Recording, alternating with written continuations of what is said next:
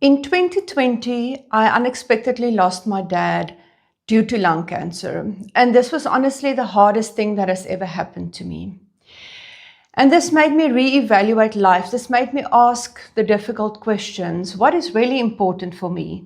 What do I want to do with my life? Because life is really short and it takes one moment to lose somebody that you really love, somebody that was there for you, to look at life differently, to really reevaluate everything in life and what becomes important to you.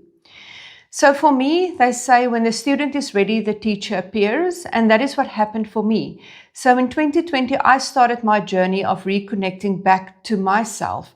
And this is what I really want for everybody, to have this moment to look at what is really important for you and to put the building blocks of your life back together in order to come back to yourself in the same way that I came back to myself.